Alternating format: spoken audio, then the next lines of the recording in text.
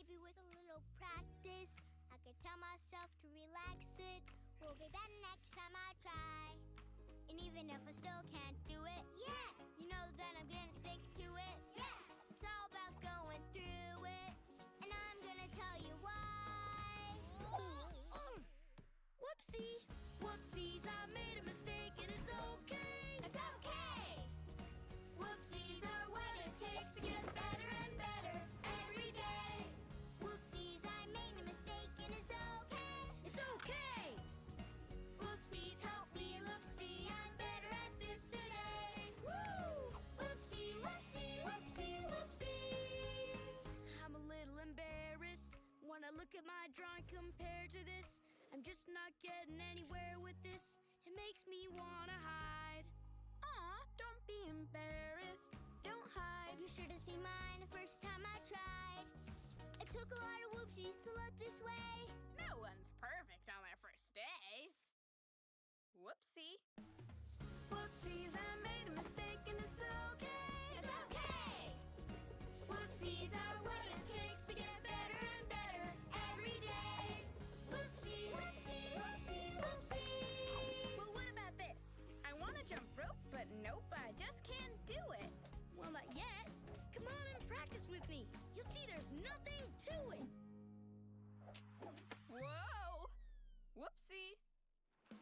Whoopsies, I made a mistake and it's okay. It's okay.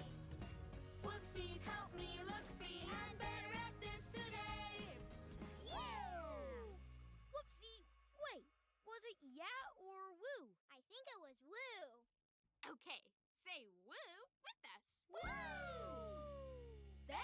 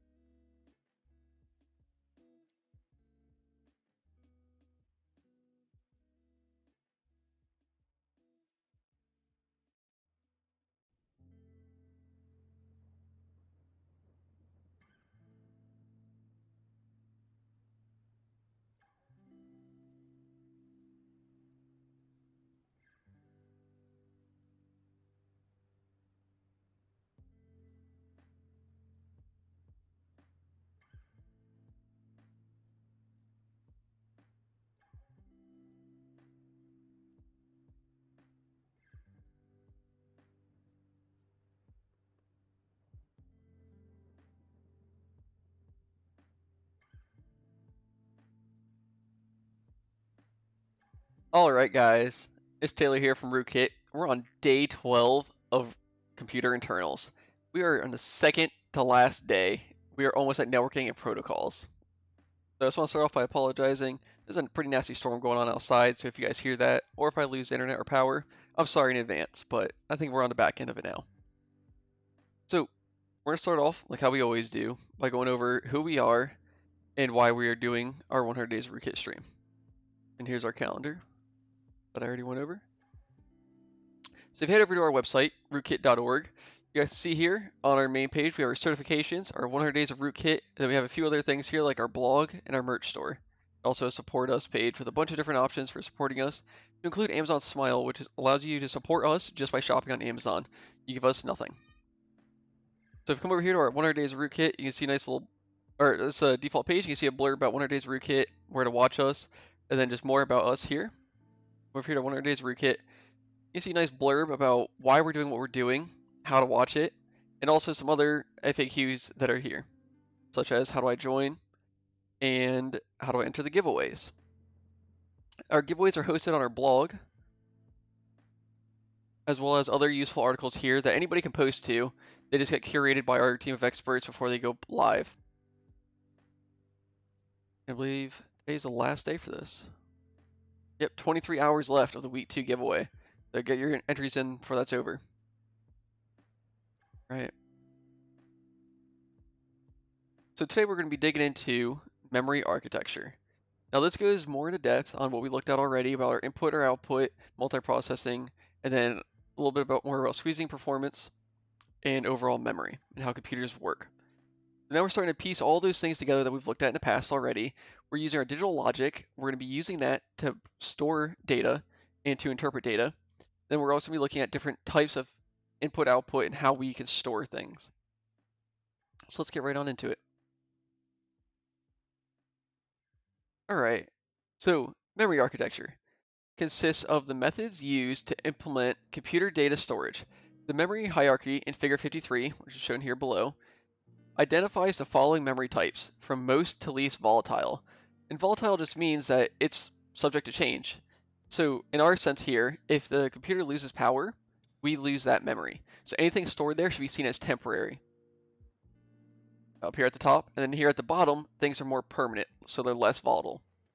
So we have registers, cache, primary memory, secondary memory, and external memory. And we'll get more into what these are, but we can see here at the top, just from looking at this figure, our registers have really fast speeds. We're talking nanoseconds here.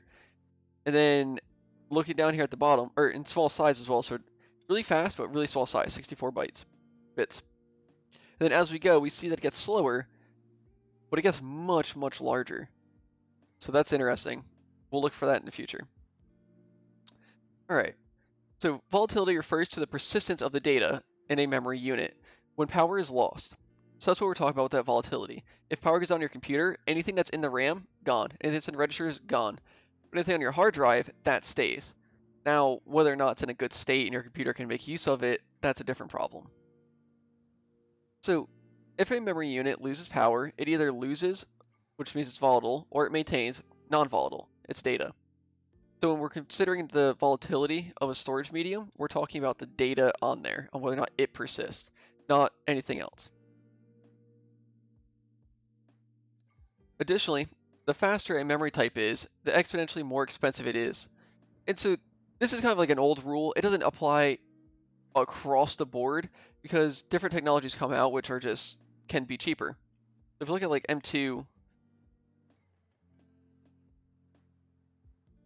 which is now hooked into the motherboard, which is pretty close to our like CPU and everything because it hooks right into the motherboard on the main bus. We see it's about $63.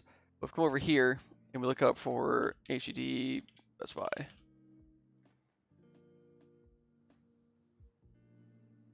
find us a hard drive for sale. So our M2 storage here, we're looking at 1 terabyte. So let's see if we can find a 1 terabyte hard drive. Let's look for an internal hard drive. Okay, so we can see here 1 terabyte is about $42 for a pretty good name brand one. So still much cheaper because further away from the CPU. It's just a general rule, like we said. It's not gospel, but it's a good way of gauging it.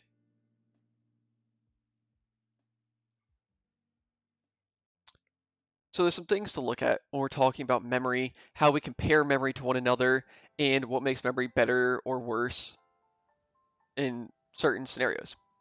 So the first metric we can look at is latency. And latency is a time delay between the cause and the effect of some physical changes in the system being observed. So this is that time gap between you throwing the ball and the ball hitting the wall. That's the latency there. So then we have our throughput, which is the rate at which data is loaded from and stored to memory, also known as memory bandwidth. Throughput is measured in bits per second. That's interesting here. When I missed a sense up here. So latency is typically measured in bus clock cycles before main memory returns the data. So this is how many times it takes the CPU to process to get it done. And then here we're measuring throughput in bits per second. How many bits can it fit through the straw per second? And throughput can be seen as like how wide that straw is, how many lanes are in it.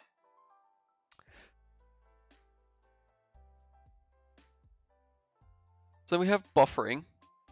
Buffering is the act of storing data in a region of physical memory called a buffer. So this is physical memory. Because there are vast differences in the speed at which devices can process data, it is necessary for slower devices to hold the data temporarily until it can be processed. So this is things like hard drives or tape drives. Hard drives are pretty slow because they have to spin that disk and find a place to write to or to read from it. So they'll have a buffer sitting before it where it can hold a bunch of data, and then the next time it comes around, it's ready to process the next thing, it takes it off that buffer. So note, generally memory closer to the CPU core is smaller, faster, and more expensive than memory that is further away from the CPU. We'll see some really good examples of this being such that a register in a CPU cache, or a register in a CPU is really, really tiny, but then like a tape drive is this huge machine that requires a whole room.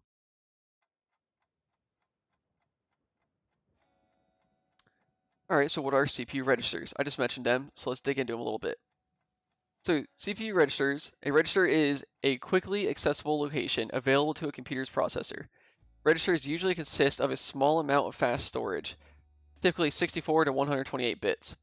Although some registers have specific hardware functions and may be read-only or write-only. Registers are the last place data goes before the computer computes a result for a process. Registers are located in every core in a CPU. So if we look here, we see here that we have a CPU, which is this black box here. Then we have different parts that are inside of it. We see the processor is this main piece right here, is where all the logic happens. We see that the registers are contained in there where it does the logic. So this is super close and really, really fast because it can access it. It's its neighbor. It doesn't have to ask anybody else to access it because it's a part of it. It just reaches in there and can use these freely whenever it wants. It controls them, being the CPU. We'll also see that the input and the output is pretty linear. Then we have main memory, which we'll explore more later, but where that is, why it's located outside of CPU.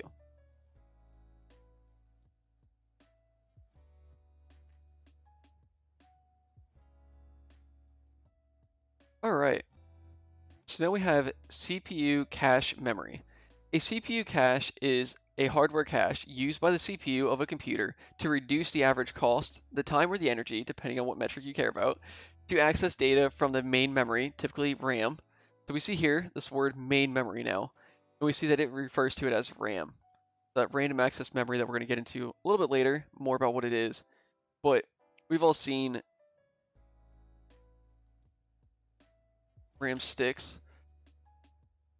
They look like this, and they slot into those big open slots we saw on the motherboard yesterday.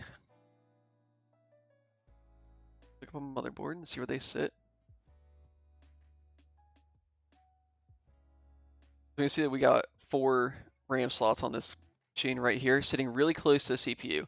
So it's still very easy to access. It's close, but it's a little bit further away, and it's more accessible to other things as well, besides just the CPU.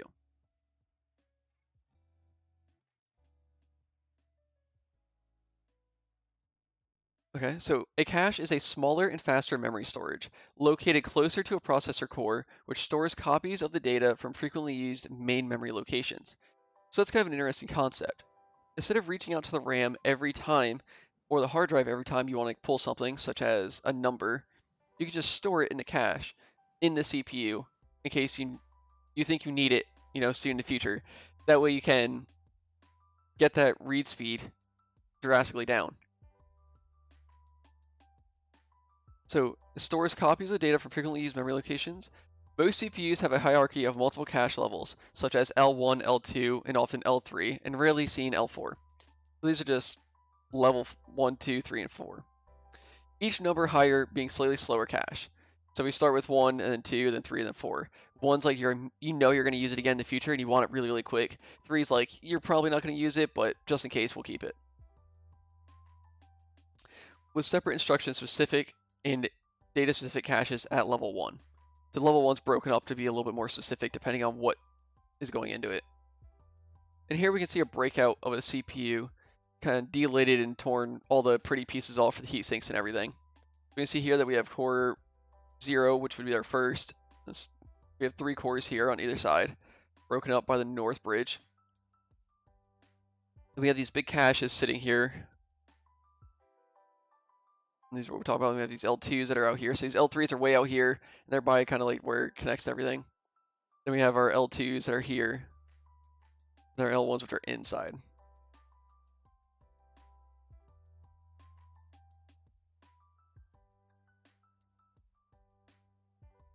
Alright, so now we're getting into what our different types of memory are. But before we do that, I want to watch a quick, first of all, I want to show you guys this. These are kind of like what these registers look like on paper. So these are the names of the registers. We have different ones. So EAX, EBX, ECX. These all do different things and hold different things. The CPU knows how to use them. And then here's like their size. So we see that these two down here are big. They have 32 bits that they store. And then these other ones have slightly smaller. This one's broken up, so it can be 32, but it holds, a 16-bit here, then 2 8-bits here, depending on how you access it. And we'll be getting into this a lot more in the near future. I want to show you guys a little bit. I think this video does a really good job at explaining how we actually store that data in this memory. Like, how do you store electricity? That kind of doesn't make sense. Electricity is pretty volatile. It only works when the computer's on. So, get right into it. Piece of memory is to combine our two circuits into what's called the AND/OR latch. It has two inputs, a set input which sets the output to a 1 and a reset input which resets the output to a 0. If set and reset are both 0, the circuit just outputs whatever was last put in it. In other words, it remembers a single bit of information. Memory! This is called a latch because it latches onto a particular value and stays that way. The action of putting data into memory is called writing, whereas getting the data out is called reading. Okay, so we've got a way to store a single bit of information. Great! Unfortunately, having two different wires for input, set and reset is a bit confusing.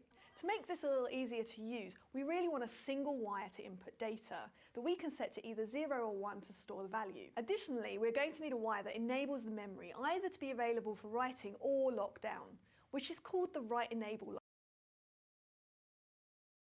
So yeah, I think this is interesting. Whether or not you want to be able to control if memory can be written to, so you have this extra little AND gate here, which handles that, which is knotted. So you can say that if it's off, it can write to it, because then it would be an on value here. Or if you put this to block it, so it's an on, make it off. So this AND gate will always be off, so no data could be stored here or read from, because it would always be false. I think that's a really cool little tidbit that she added there, that we do have our data input, which is the actual thing being stored, but then also whether or not it should be stored. Yeah. So now that we kind of understand what it kind of looks like logically on how these are slotted inside our RAM, let's get into the different types that we have of memory. So our first one is primary memory.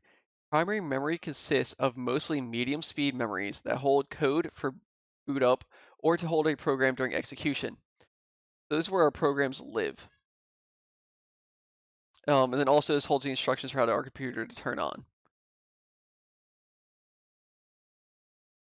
All right, we're gonna do a quick intermission for 5 minutes. I'll be right back.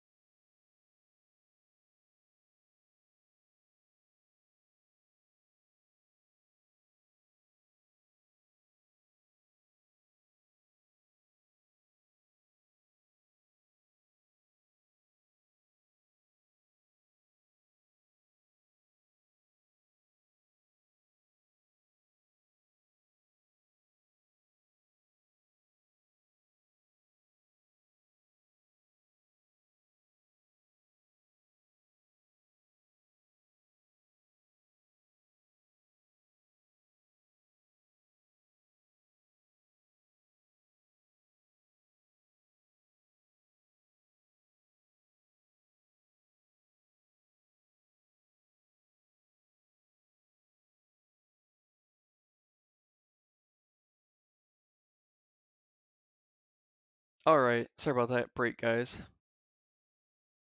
So we covered primary memory and how it can hold these programs that are being executed, so they're live programs, and also that it holds the operating system instructions to boot up. But primary memory types are discussed below as either random access or read-only memories. This is an important concept of read-only. Maybe we have something that's precious, like Windows operating system. It has sections there that we want, for security reasons, to not be written to ever. So we say it's read-only memory.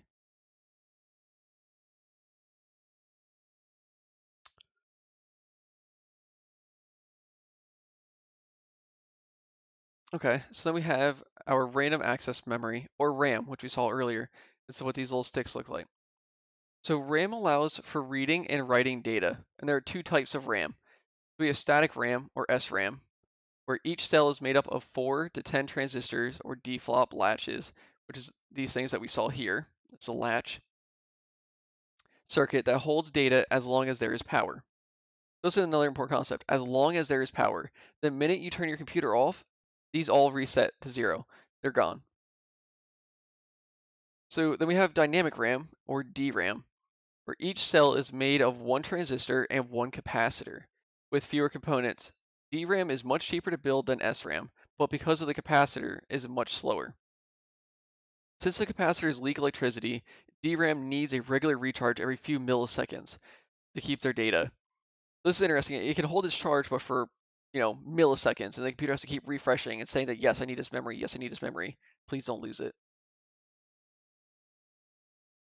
So what we can do is we can see why are there two types of RAM. We can see what SRAM is used for. So SRAM, or static RAM, is a type of random access memory. We'll add. So SRAM is commonly used for a computer's cache memory, such as a processor's L2 or L3 cache. Okay. So we see here it is not used for a computer's main memory because of its cost and size. Most computers use DRAM instead because it supports greater densities at a lower cost per megabyte.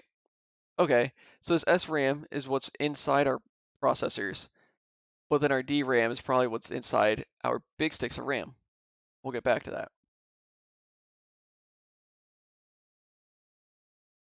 So our read-only memory, or ROM, is a non-volatile, so it doesn't go away, and is typically known as firmware when used in a motherboard. Used in old game cartridges, microcontrollers, cell phones, RFID tags, BIOS and UEFI, and etc. There are 3 types of ROM that we'll get into. If we look up what BIOS is,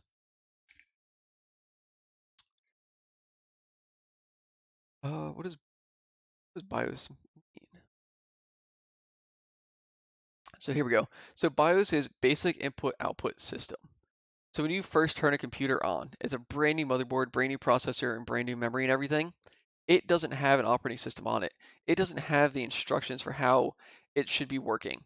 So it's going to go to BIOS because BIOS is on the motherboard itself. And then there you'll get like a simple splash screen where you can do things like install an operating system or change some of the settings. Let me see here, it's the very start of the boot system. Okay. And UEFI is just the new standard for BIOS. We see here that's used in old game cartridges because it makes sense. They didn't want you overwriting their game cartridges. They wanted to write it once, and we just used it infinitely from there. Then we also have this thing called firmware, which I don't think we've seen before. So let's look up what firmware is.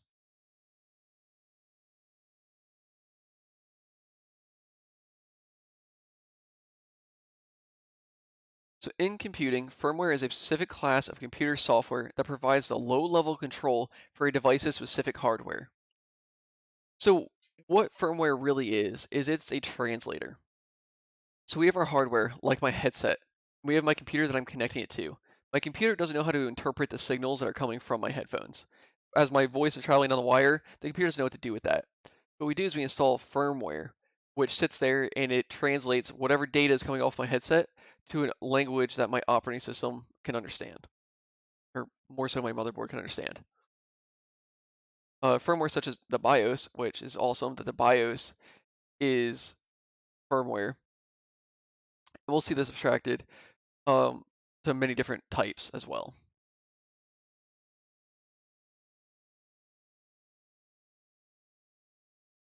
Okay, so we have our 3 different types of ROM. We have programmable ROM, or PROM, which programmed once for read-only access, either during manufacture or by a customer using a special PROM writer. A blank PROM has all bits set to 1. To set a bit to 0, a large voltage is applied to it, irreversibly damaging that data path. Old game cartridges like the Nintendo Entertainment System, the NES, used PROM. So you see here, it's a really small chip with a very simple interface here, and they just physically make these connections on this. So once they etch these into it, you can't flip them. You would damage it and destroy the game inside. Okay, then we have our erasable programmable ROM, so EPROM. Programmed by applying a slightly higher than normal voltage. When the voltage is removed, the charge is trapped in a transistor gate. Like the PROM, the EPROM must be removed from the system to be reprogrammed. To erase the EPROM, ultraviolet light is applied through a fused quartz window in the back of the chip. So we see that window right here. Basically, they blast it with light to reset it all.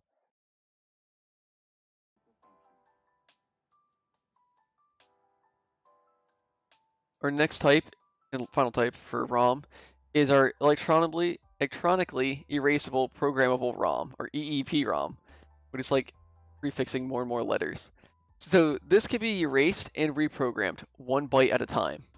By applying a higher than normal electrical voltage, the controlled transistor turns on and drains the gate, zeroing it out. Modern EEPROMs can be reprogrammed up to a million times. Unlike EEPROMs do not need to be removed from the computer to be modified, because it has that chip, that 1 bit in there that's made for resetting the whole thing. Old game cartridges like the Super Nintendo Entertainment System, the SNES, used EEPROM.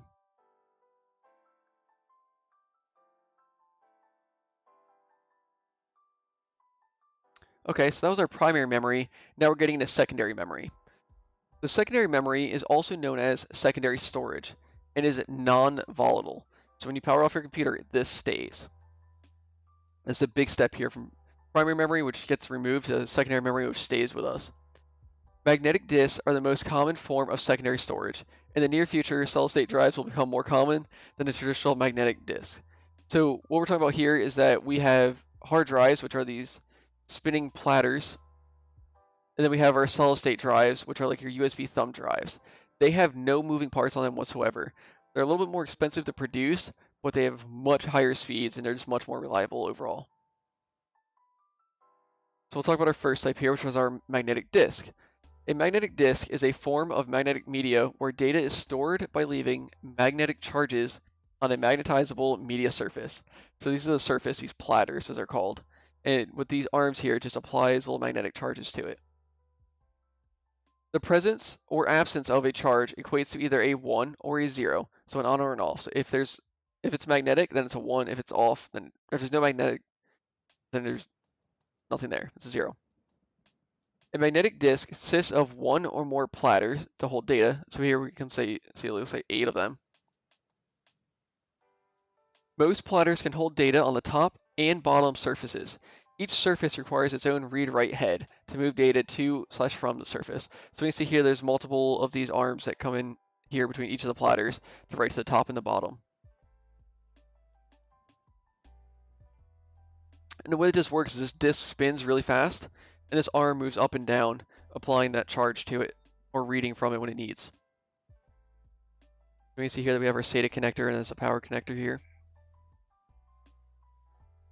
So the platter must be formatted before the computer can use them. The disk manufacturer uses a low-level format to create tracks and sectors on the blank platters. So basically these are, like it shows here, these little cuts in it for us to be able to find out which section we're in. A track is a concentric circle on the platter. A combination of tracks across all platters is called a cylinder. Each track is given an address from the outside inward, starting with 0 at the edge, and is divided into sectors. A sector traditionally holds 512 bytes of data. However, on modern drives, a sector is up to 4096 bytes or 4 KB. To address a particular piece of data on the drive, the cylinder head sector, CHS, addressing is used. So basically each of these have a unique address where it says that I want track 1, sector 8, bit 32. The cylinder address identifies the track, the head address identifies the platter and the side, and the sector address is a specific location on the of the data on the track. So yeah, it's just a way of finding that data, because once you write to it, you have to know how you got there in the first place, and how to get back to it, so you can read from it. So a high-level format is done when the operating system is installed. It creates the hard drive's partitioning scheme and assigns a file system to manage the storage, tracking, and retrieval of files. So basically what your operating system does is it stands up a thing like FedEx to manage this, where the operating system doesn't care about how it gets there. It just wants the data to be written and it wants the data back. So it sets up that middleman how to manage it. This is discussed in greater detail in the operating systems class that we'll get to at a later time. So disk platters spin clockwise at a constant angular velocity, or else they wouldn't be able to know. It has to be consistent, and it's measured in revolutions per minute. And this is how they seek out and find where they are, by knowing where the disk is spinning and where they're at on that spinning disk. Common RPMs for magnetic disks are, for the desktop, 4,800, 5,400, 5,900, 7,200, and then at the high end we have 10,000 RPM disks. Then laptops are a little bit slower because they want to be more energy efficient. Then we have commercial grade hard drives which are sitting in servers where they're 10,000 or 50,000 RPMs. The data transfer rate remains constant because the amount of sectors of each track does not change. Instead, sectors are spaced further apart when moving from inner to outer tracks. So yeah, because we have angular velocity, this platter is spinning. So on the outside, it's spinning really, really fast, and on the inside, it's spinning slower. So they account for that by making the sectors on the inside smaller and the sectors on the outside larger. That way it's a consistent amount of time inside each sector, all the way across, regardless of what track you're on. The accuracy of these is intense as well, because if you drop a hard drive, you have what's called a disk crash, or head crash, where that piece that reads from it hits the disk and it's unserviceable. So like this would crash into it and make it so it doesn't spin properly. Or if any of that gets off balance or demagnetized, these don't work. So you have to be really careful with hard drives, especially when transporting them. So disk performance is measured by spin-up time, seek time, rotational latency, transfer time, disk access time. So we have spin-up time, the time required for the disk to reach operating RPM. So before we can read or write to it, it has to get up to that constant speed, and then we can start doing things. So most drives are left spinning at operating speed to improve spin-up time, or close to it. Seek time, or the time it takes the head to move from current track to the desired track. So this is what the head has to move back and forth over that. It's that time that takes. We then have rotational latency, which is the time required for the desired sector of a track to rotate under the head. So this is the amount of time, basically how long it takes for the same piece of data to be back under that head. We then have transfer time, which is time needed to read from or write to the sector of data, so time it takes to actually burn that in. And then the disk access time, which is time required to retrieve data from a storage device.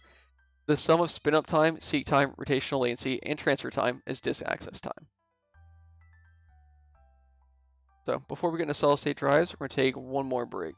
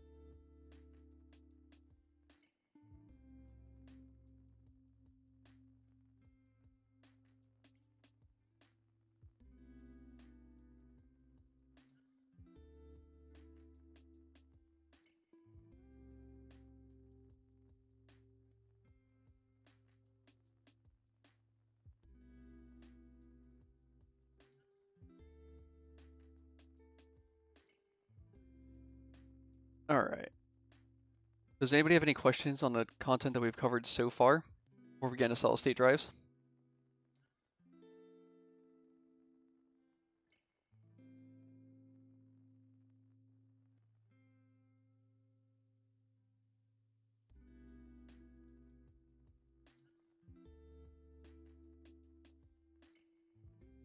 Alright, we're all looking pretty good on this, so we're going to keep on moving on. Alright, so let's get into what solid state drives are and how they function. So, solid state drive is flash memory. Flash memory was developed from EEPROM, that's an erasable ROM, which can be electronically erased and reprogrammed. Flash memory is used to produce a solid state drive, which is similar to a magnetic disk in the fact that it stores memory and is non-volatile. An SSD is built on arrays of NAND or NOR-based memory circuits, where data persists after power is removed. SSDs have 0 moving parts, making data access times extremely fast. Final test. No, so Kamal asked if any of this, like all of this will be on the final test. So no. So our final test is not about whether or not you guys can memorize this stuff. Our tests for our certifications are program focused. So we ask you guys to implement something, a task such as a server or a website that does a certain number of things. We give you the task criteria to do it in. We don't care about memorizing vocabulary words and stuff like that. This stuff's important to give you more tools in your toolbox to be able to accomplish those higher level tasks when you get to them. But there are individual tasks if you do seek our overall computer science course where there are tests for each of these subjects. Yeah, so the important part here is these are all just sitting here. There's no ARM that looks over, reads, or writes to these. It just sends electrical currents. So these can be up to like 6 gigs a second now of bandwidth. So the use of flash memory has increased exponentially since 2005 because of improved reliability and increased storage capacity. So one of the issues when SSDs first came out is they were short-lived. Because they're writing and burning that energy into it on and off, eventually those caches would stop working.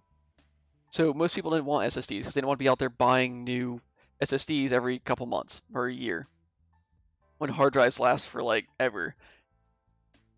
So latency is also drastically reduced compared to a magnetic disk because you don't have any moving parts. That ARM's not moving at all when you don't have to wait for the disk platter to come back under to read or write from it. An average enterprise level magnetic disk spinning at 15,000 RPMs achieves about 350 to 400 input-output operations per second, whereas an average enterprise level SSD can achieve up to 190,000 input-output operations per second. They're just insane speeds out of these. They just cost more.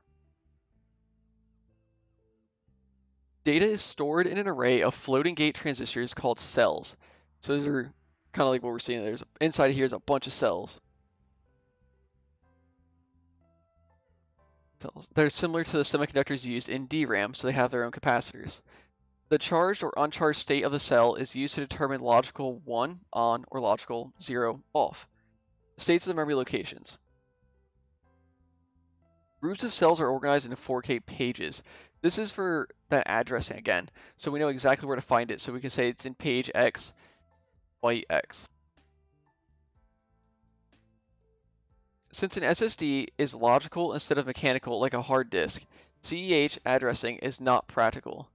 So let's remember what that is. So the cylinder head sector.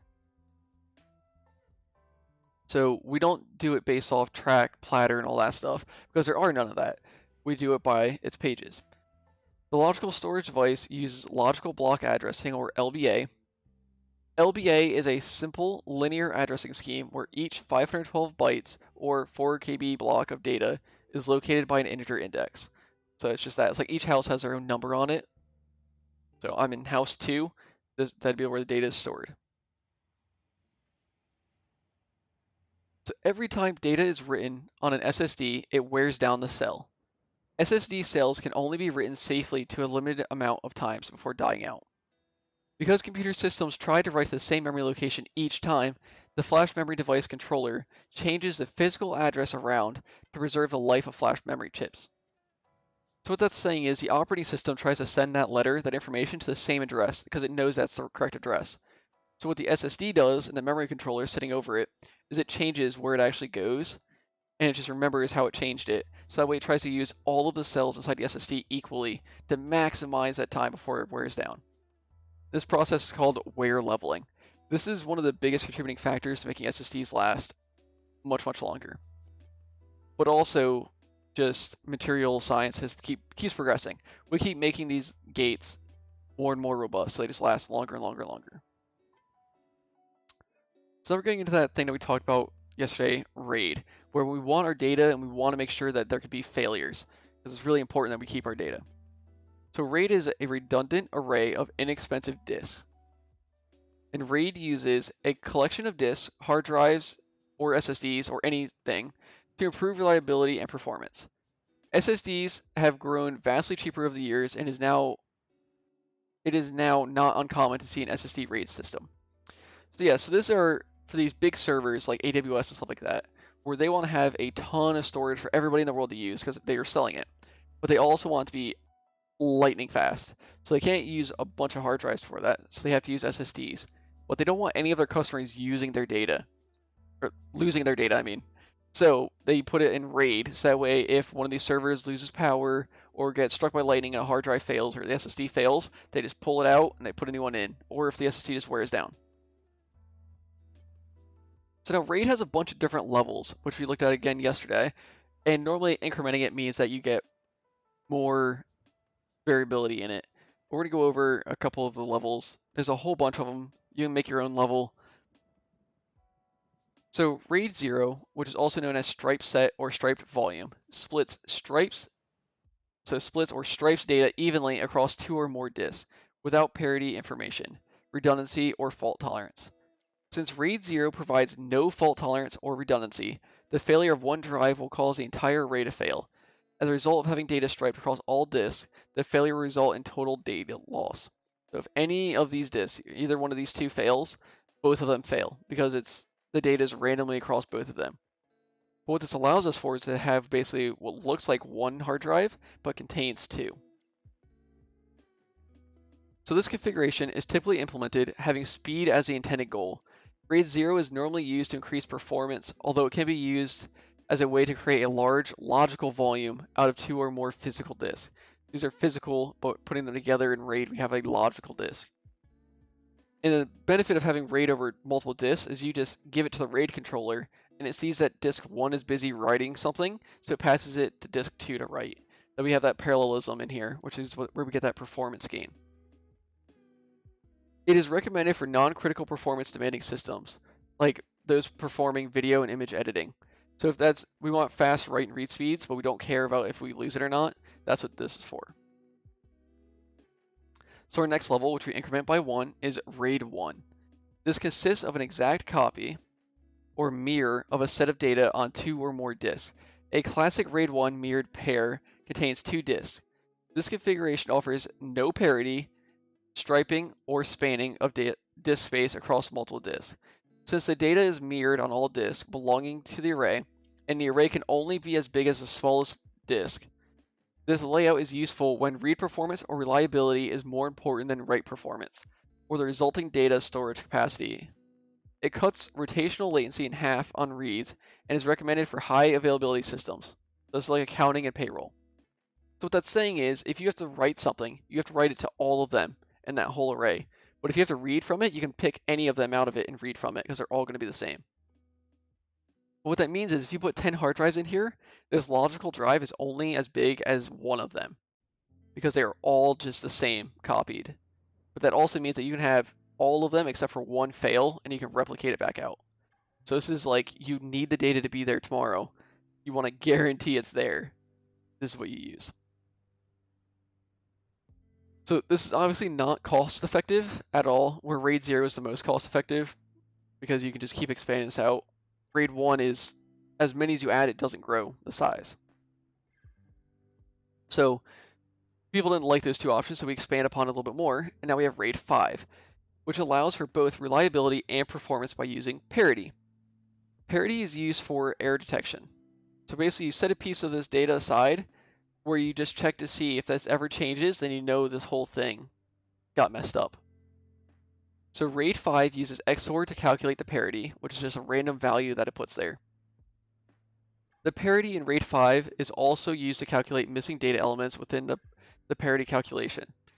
So basically, you can take this parity and you try and figure out what data got malformed or is missing to rebuild it. It requires a minimal of 3 drives and allows for any one disk to fail. It is recommended for file, application, email, and web servers where both performance and data storage are a concern. So yeah, this is pretty cool, except we only get one failure. Whereas with RAID 1, we can have all of them but one fail. So much less fault tolerance here.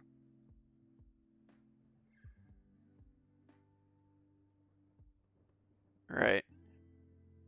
So now we're getting to our final types of memory, where we have external memory, or external storage, is an alternate location for storing data that exists outside of a computer's main memory. These are like physically away from the CPU. There are a variety of devices that can be used for external storage, one of which is a magnetic tape. So most people don't see these anymore, but they're still widely in use. So magnetic tape is a strip of film with a magnetic coating allowing for data storage, just like the old days. It hasn't changed much at all. The strip can be hundreds of feet long and is wound onto a reel, which we see here. It is an inexpensive medium for abundant storage, making it suitable for data archiving. It is limited in the data and must be accessed sequentially. You have to pull the whole thing out to get to the last bit. Tape drives can hold up to 20 terabytes on a single drive. So let's say hypothetically that we want to take all of the code off GitHub, download it, put it on something, and then go put it in an Arctic vault and store it there for thousands of years to come, so the next civilization that discovers us can see our programs that we're writing today. One of the use cases for magnetic tape would be that this can be stored indefinitely until the film itself deteriorates. So as long as you keep it in a good environment, this will last almost forever. They're really big, so 20 terabytes per spindle. So we download all of GitHub, we'd burn it onto these, and we'd ship these to Antarctica. Okay, so now we have optical drives. So these are known as CDs, DVDs, and Blu-rays. Optical discs are made out of aluminum film covered in a plastic casing. A low-power laser is used to read and write data. Data is stored by creating depreciations in the medium called pits and creating lands between each pit. So we have these little dimples that it pushes into it with the laser, and that's what makes a 1 and a 0, whether or not that's there. So flat is 0, dimple is 1. Different light colors and different wavelengths directly impact the density of pits, allowing for more data storage capacity. The rate at which sectors pass over the laser remains equal regardless of head position and is known as constant linear velocity, which we covered with hard drives, very similar technology. The motor slows down as the laser moves from the inside edge to the outside edge. So this is what's different. The disk spin rate changes versus the head and the sector size being slightly different. Looking at the disk from the bottom, the disk spins counterclockwise. Data is written from the innermost part of the disk to the outermost, so from in to out, in a single spiral track. So it's just a continuous line drawn from the center going all the way out. Optical disks can be write once or rewritable, so read or read-write.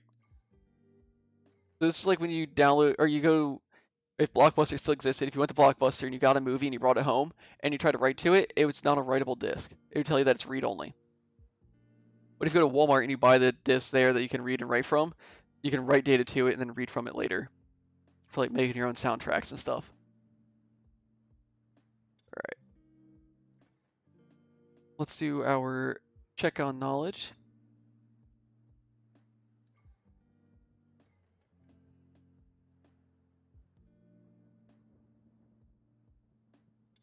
All right. So ROM is a volatile memory. Anybody have any guesses on this one?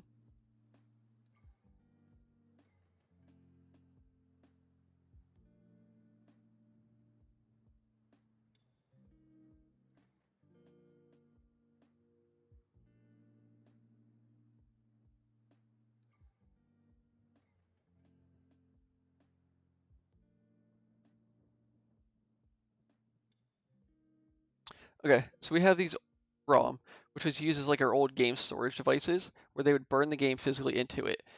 And so you can take that game out and put it in, play it 1,000 times, which means that it's not volatile. It doesn't disappear when we turn the power off to the system. Next time you turn your system on, it's still there. We have false for this.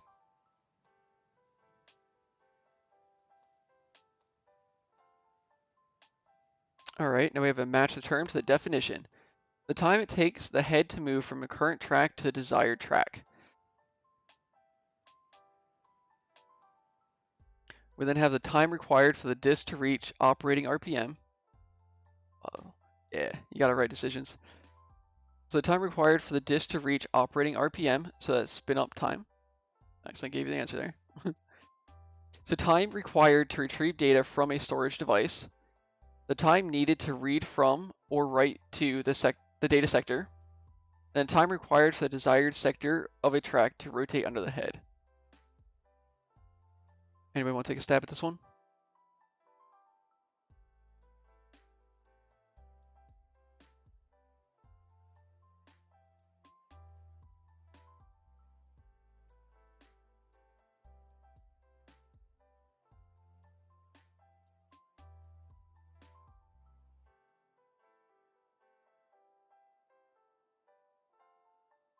Alright.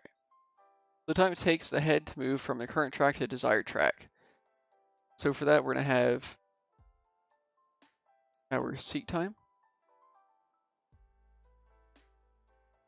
The time required to retrieve data from a storage device.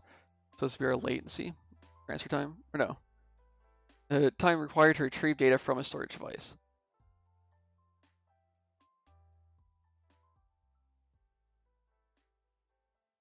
Seek time for the first one. Yep, I agree with you on that one.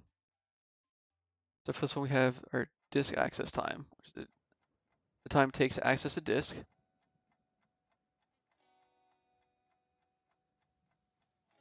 then the time needed to read from or write to the data sector.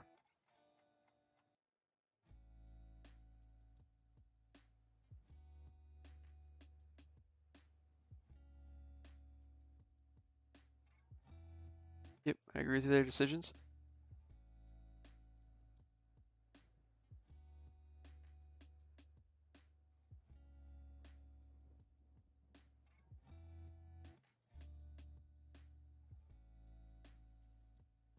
Alright. Then for this one, we're waiting for us to get the disk to spin back under us so we can read or write to it. We're going to do our spin up time. And then the time required for the desired sector of a track to rotate under the head. Oh wait, no. Mess that up. The time needed to read from or write to the data sector.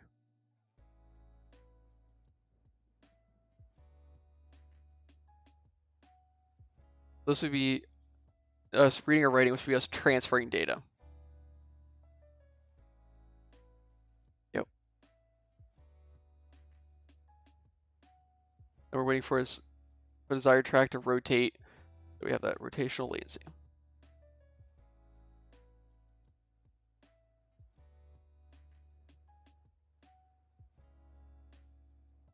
All right. Which of the following is an example of secondary memory? So we have that primary memory, which is closer to the CPU, and then we have that secondary memory, which is external, outside of our CPU's access, or like close access.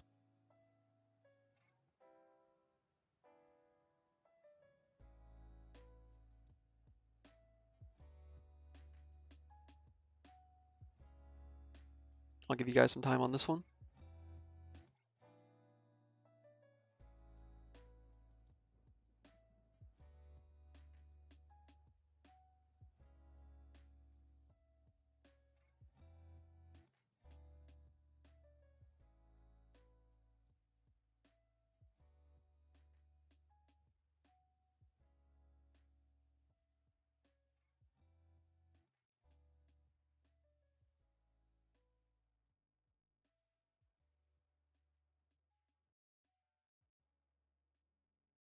Interesting, there's two right answers here.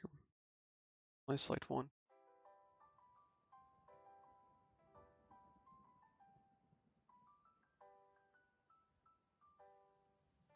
So which of the following is an example of primary memory? This means that we're close to the CPU.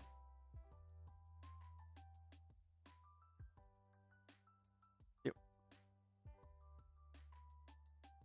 So close to the CPU, which means that our That's like our RAM. It sits right next to the CPU, and it's right there for the CPU to use easily. And it's right inside our hard drive. Or right inside our motherboard, I mean. Like, it's connected physically there. We then have CPU registers are large pieces of memory on the CPU.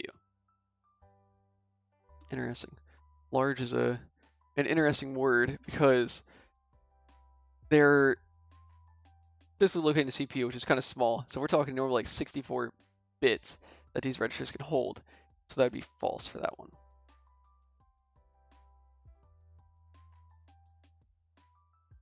Hey, good job. Come on, you got that one.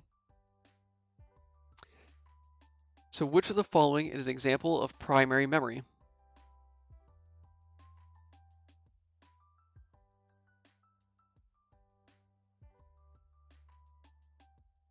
I'll let you guys take this one.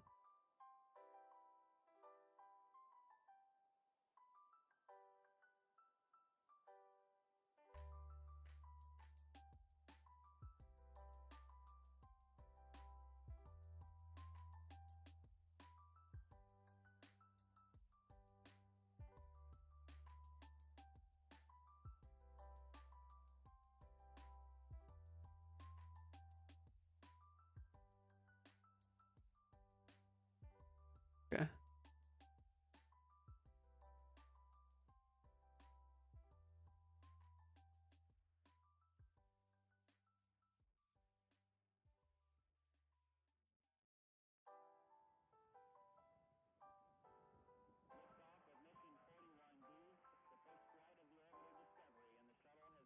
Then the primary memory consists of memories that hold code for boot up or to hold a program during execution.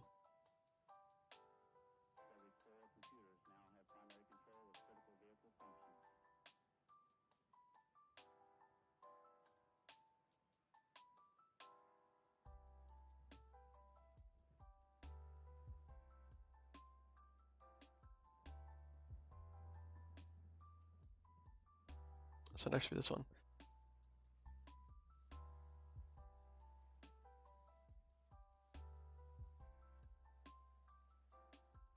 How about this one? I say 5 is true decisions.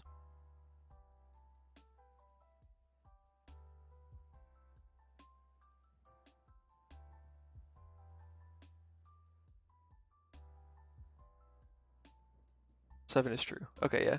I agree with you on 7 being true.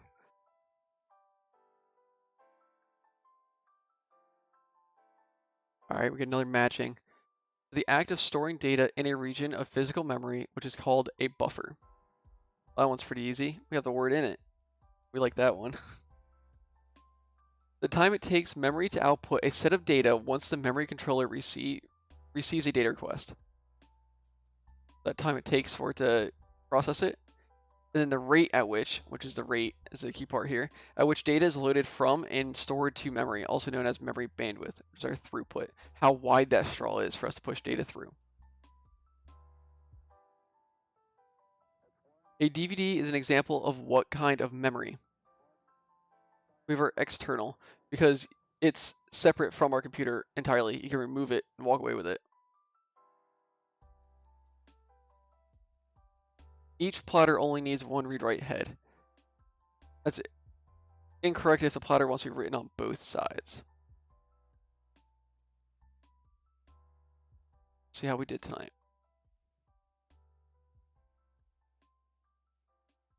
Ooh, I got one wrong. Question 6, which is none of these. So it was this one. It did want the EEPROM, because it can be written to, and it's normally stored for like our boot process and stuff like that.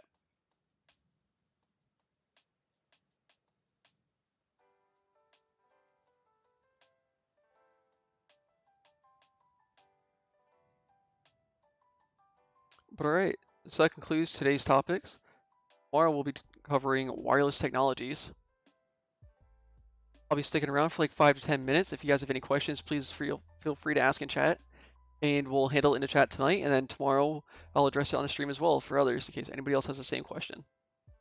Yep, and tomorrow you can look forward to wireless and mobile technologies, where we talk about how these previous things are implemented, but in small form factors such as our phone. Alright, take care guys.